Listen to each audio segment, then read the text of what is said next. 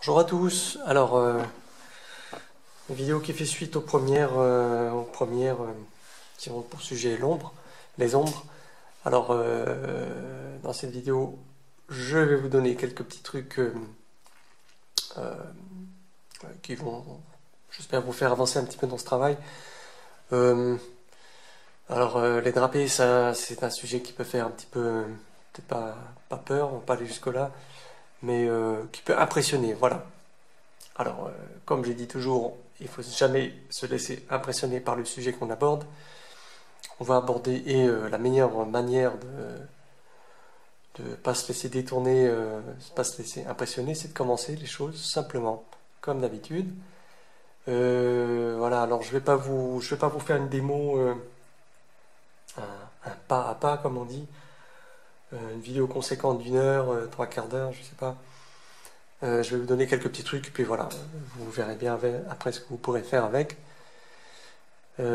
Ok, donc on va entrer dans le vif du sujet. Alors, euh, commencer toujours avec donc simplicité. Alors, un drapé, pour moi, euh, je m'emmouille un petit peu. Disons, si on veut travailler avec aisance, il faut aussi commencer avec aisance, commencer avec simplicité. Vous allez aborder les choses à la façon dont vous allez les voir aussi. Ça peut sembler évident, mais ça l'est pas toujours. Observez décomposer en des formes simples et vous ferez votre travail avec beaucoup plus de simplicité, plus de facilité. Si vous voyez, enfin moi j'entends souvent des débutants euh, me dire oh là là c'est compliqué, j'y arriverai pas, propose-moi un autre travail. Ben, c'est que la personne ne voit que le côté complexe au lieu de simplifier. Le travail de l'artiste c'est de simplifier, hein, dans un premier temps. Et de rendre les choses claires à lui-même et puis pour celui qui regardera son travail par la suite. Voilà. Alors, pour moi, le drapé, c'est une succession de cylindres. Ok. Je vais vous montrer après concrètement avec un drapé que j'ai sous les yeux et à travers des dessins de maître. Alors, on peut avoir par exemple.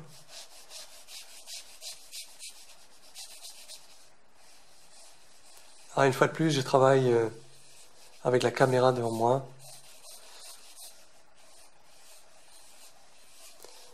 Et j'ai le support à une certaine distance. Et c'est pas très facile de travailler de la sorte. Voilà, je peux pas travailler aucune autre précision, mais c'est quand même pas mal. Oups. Alors pour ça, il faut d'abord savoir faire un cylindre correct, hein. Ok, j'ai pas fait de vidéo sur les cylindres. Je pourrais, si on me le demande.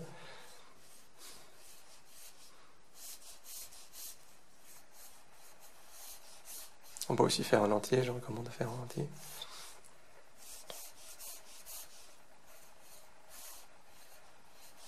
Alors pourquoi des cylindres? Bah, c'est que par la suite, c'est beaucoup plus facile quand même de pour le travail des ombres aussi, pour la construction, hein, pour la charpente, mais aussi pour le travail des ombres.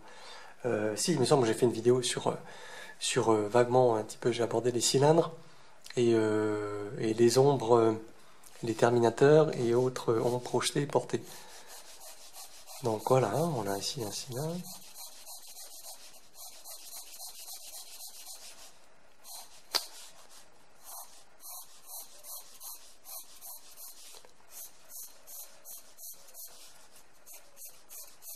On pourra encore faire un autre ici, mais bon, c'est un petit peu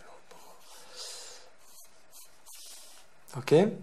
Ensuite, vous pouvez avoir un petit peu plus loin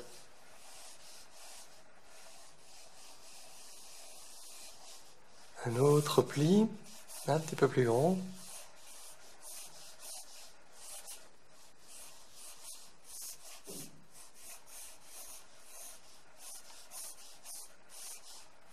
Et je crois que c'est vrai là, il y a beaucoup de tutoriels, j'en propose. Il y a des tas d'autres artistes très qualifiés qui font des très bons tutoriels. Et c'est bien de regarder des tutoriels, mais pratiquer, c'est très bien aussi. Disons, enfin, ce que je voulais dire au départ, c'est faut essayer, faut expérimenter, en fait. Faut essayer, c'est comme ça qu'on avance.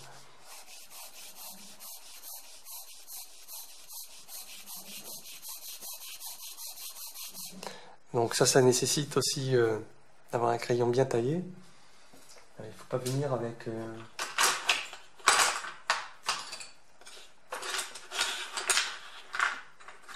un crayon taillé comme ça, enfin je sais pas.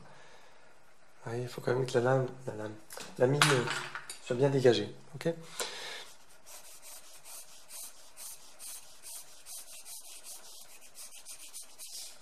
Voilà. Donc ensuite, on pourrait envisager la chose comme ça, par exemple.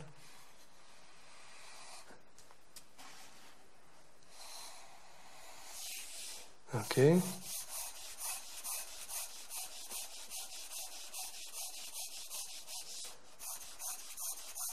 Essayez toujours, et ça c'est valable pas seulement pour le drapé, d'essayer de voir les formes les plus simples possibles. Hein, que ce soit pour l'architecture, le drapé, le personnage, le portrait. Voilà, je trouve mes ombres, mon terminateur un petit peu dur, un petit peu détalé. Voilà, on va oublier les cylindres. Ok. C'est pas très beau.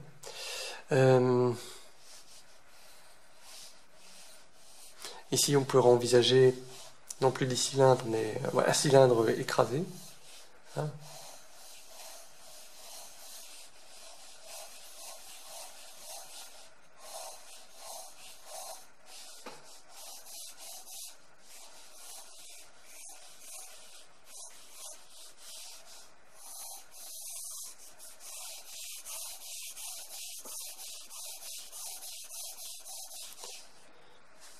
Ok.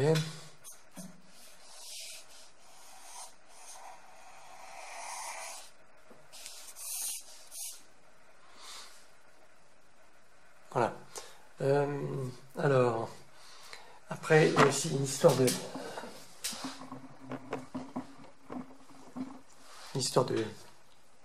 direction des plis. Ok, là, ils vont tous dans au moins même point d'attache. Voilà. Ok, si maintenant vous avez une épingle ici, un clou, vous accrochez une serviette, un tissu là. Ok. La tension sera répartie entre les deux. Oubliez ça. Entre les deux points.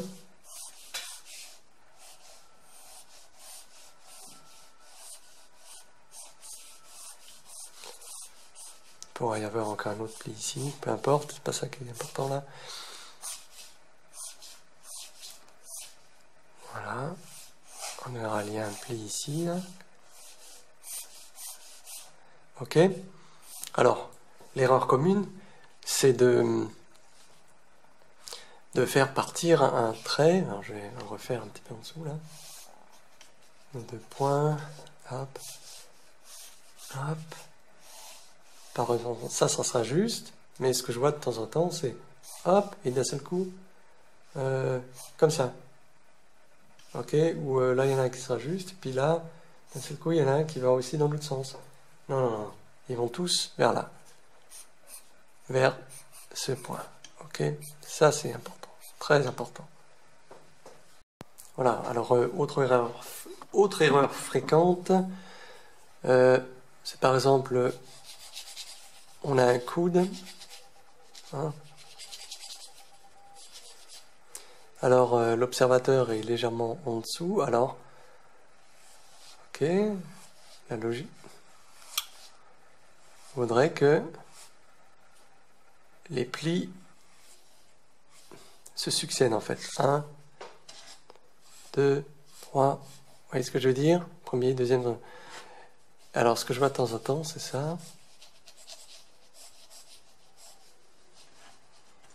On va faire comme ça. Ensuite, ça Ça va partir un peu comme ça. Après, il y en aura un comme ça. Un petit peu dans tous les sens. Ou encore pire.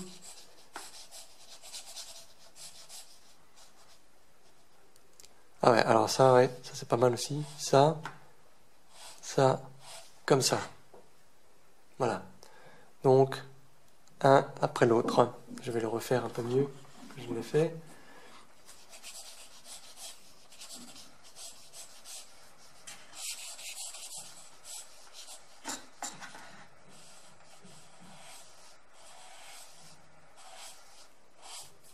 Ok. On est plutôt dans cette optique.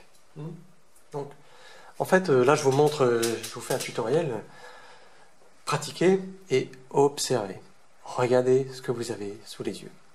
Oubliez ce qu'on vous a dit quand vous étiez plus jeune, ou oubliez la vision des choses que vous avez habituellement. Ok, maintenant vous êtes des dessinateurs, vous êtes des artistes, et vous allez ouvrir vos yeux et regarder le monde qui vous entoure. Ok. Quand vous sortez de chez vous, emmenez toujours vos yeux avec vous. Ok. Alors concrètement, comment ça se passe? On va faire une figure très simple.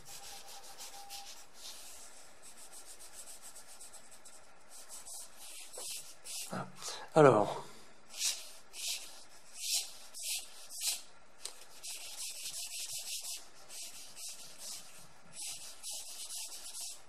moi j'ai l'impression que les étudiants au début, ils ont un petit peu honte de commencer simplement. Ils comptent que sur l'inspiration. C'est-à-dire, je suis déjà un artiste, donc je sais déjà dessiner, et j'ai pas besoin de commencer par des figures simples, parce que ce sont les bébés qui commencent par des figures simples, ok? Qui dessinent d'une manière enfantine. Non, alors c'est archi faux. À partir du moment où un étudiant prend la décision de faire des constructions, de commencer son dessin simplement, je radote un petit peu, mais je crois qu'il est bon de le répéter. À partir du moment où cette personne prend la décision de commencer simplement, ben, il y a une transformation qui se fait. Alors, je vais vous montrer un truc. Quand, pour apprécier une courbe, vous voyez ici, là, il y a une courbe, ok? Hop, là, pardon, ici. Mais vous hésitez à la faire comme ça, ou moins fermée. Alors, vous prenez votre crayon et vous placez le crayon, vous le placez le long, ok, en parallèle de la courbe. Donc, en comparaison de la ligne droite du crayon, vous aurez une meilleure idée du degré de l'incurvation de la courbe, en fait. Je ne sais pas si je me suis bien exprimé, en fait. Ce que je vous montre là est assez parlant, ok?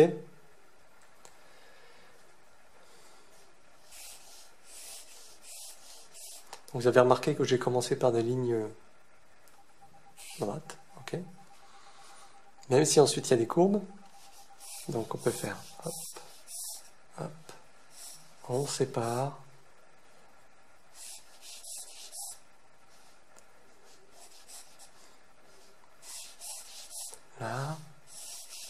Là, il y a une courbe, effectivement. Il ne faut pas hésiter à laisser dépasser le trait aussi de temps en temps. Donc là, on retrouve cette idée de cylindre, ici. Ok, grosso modo. Ici.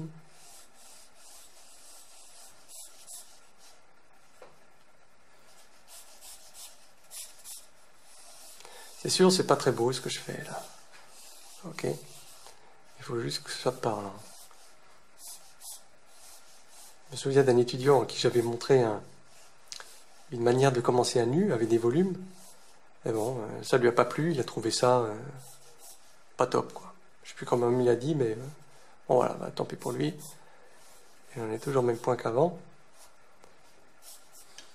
Ok? Vous n'avez pas besoin de construire, de faire votre drapé en commençant par des cylindres. C'est pas ce que je suis en train de dire. Essayez de le voir comme ça. Faites au moins le trait, celui-là, un petit trait d'indication pour vous aider à comprendre ce que vous voyez, comprendre le volume. Mais vous n'êtes pas obligé de faire un dessin, de mathématiques et tout. Ok. Là, c'est pareil. Un peu plus écrasé, on va dire. Right? On commence à voir un petit peu plus clair. C'est pareil. Et après, ça a tendance un petit peu à s'aplatir. Hop. Alors, ensuite, pour ce qui est des valeurs, ben,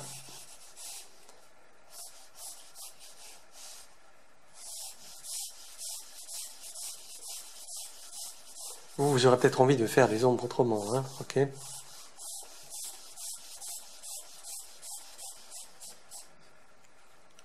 D'accord.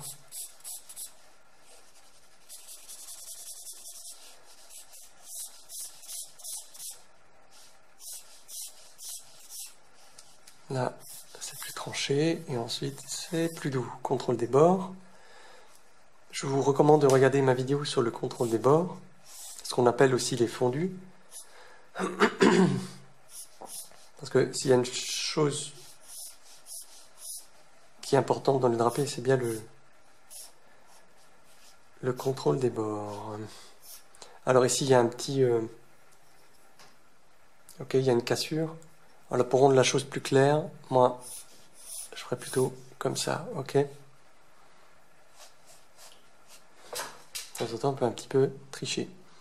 Parce qu'il y a des gens qui n'aiment pas tellement ce mot, mais...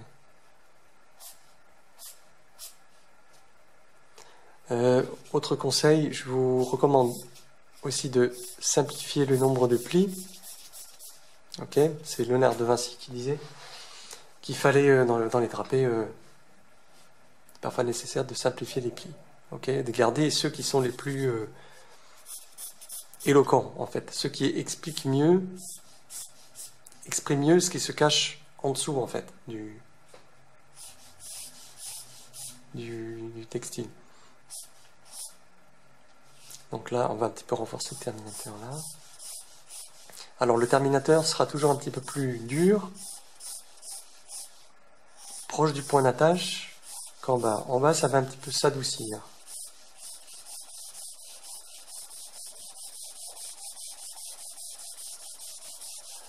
Ok, là on a un petit truc là, hop. On redéfinit le bord sans insister. Bon là il y a des tas d'autres valeurs ici. Ok, on peut s'amuser à les faire un petit peu.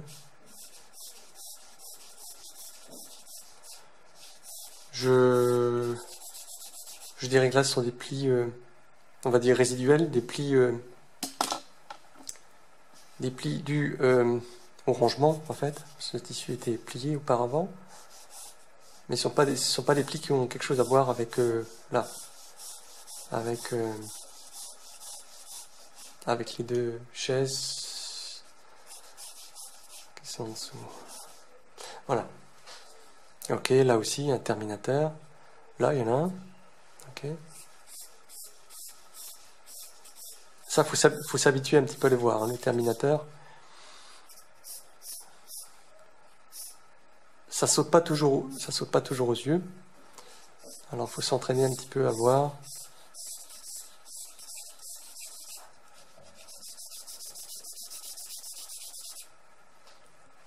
Donc, je vous le montre le terminateur. Je vais un petit peu le rapprocher. La caméra. Ah, petit zoom. Alors, les terminateurs.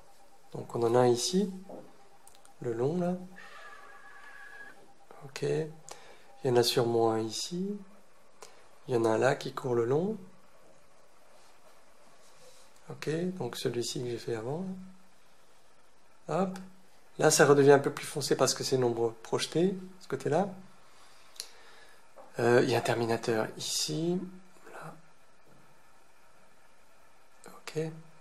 Voilà. Ça, ce sont des choses très très importantes. Ok, il ne faut surtout pas le négliger. Hein. Ça fait partie de votre travail. De rendre tous ces éléments. Alors, si je peux me permettre, je vais un tout petit peu continuer mon truc là. Bon, pour faire mon drapé, il faudrait passer un petit peu plus de temps que dans cette vidéo. Comme dit, je voulais pas faire une démo. Là, ça peut plus casser, là, ici.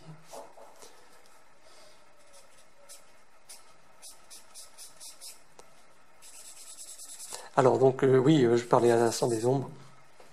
L'éclairage est très important. Ok. Le mieux pour un drapé, c'est une source de lumière unique.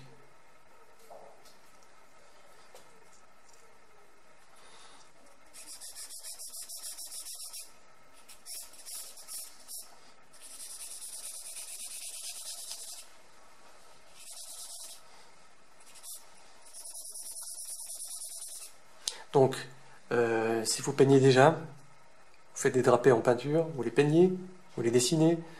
Vous pouvez les faire aussi au stylo, ok, de différentes couleurs éventuellement. Simplifier les plis, qu'est-ce que je voulais dire? Ah oui, alors, ouais, ça c'est pas mal aussi. Donc si vous avez, je promène ma caméra au gré des trucs. Alors, si vous avez donc un clou ici, vous avez une serviette accrochée, ok. Les plis, enfin les traits, les bords sont plus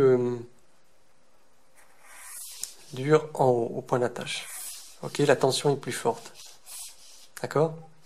Essayez de faire un trait peut-être plus foncé, plus prononcé en haut. Voilà.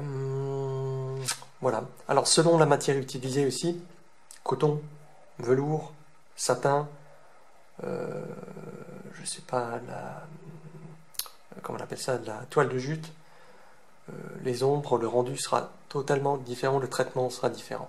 Ok. Voilà, je vais vous montrer quelques exemples. Alors voilà. Voilà, qu'est-ce qu'on a ici? On a Marc-Antonio Franceschini. Voilà, je sais pas si je vais bien prononcer. Je ne crois pas non plus. Enfin. Ok, donc on a ici la peinture. Mis sur toile. Et à droite le dessin qui a servi préalablement. Voilà, ici un magnifique drapé à la sanguine. Ok, donc il y a quelques terminateurs ici. Peut-être un peu tellement, il y en a un ici, bref. Donc ici, on a un tissu plutôt... Mais je trouve que le dessin comparé à l'huile, on a l'impression que c'est pas les mêmes tissus en fait. Là, ce sera plutôt du velours et plutôt plus brillant, plus satiné, plus lisse. C'est comme j'aime beaucoup. Énormément. Voilà. Pas de commentaires supplémentaires, mais je trouve que... Voilà, on va comparer un petit peu avec les autres. Ok, on a ici Domenico Maria Viani. Donc c'est des dessins du 18e, ok, 17e, 18e. Vidéo éventuellement. Voilà. Alors donc là ici un dessin à la plume. Qui diffère quand même pas mal du précédent. On ne peut pas se permettre de faire des fondus, donc on est obligé de faire des hachures serrées dans les zones les plus foncées, superposées, mais aussi des hachures plus distantes les unes des autres au fur et à mesure qu'on s'éloigne de l'ombre. Ok. Donc on sent bien aussi comme j'ai dit avant, la direction, la tension. Ok, on a la même direction. Ce que j'ai dit avant là, bon là il y a une manche qui est retournée, mais on a ici 1, 2, 3. Ok, là aussi, 1, hop, hop, hop. Comme les rayons d'un soleil, ou je sais pas, ouais, voilà, qui vont vers un même centre. Là aussi, hop. Faites bien attention à la direction des plis. Faites bien attention. Et là, un de mes préférés. Voilà. Là, c'est pour moi un chef-d'œuvre. Ok, voilà.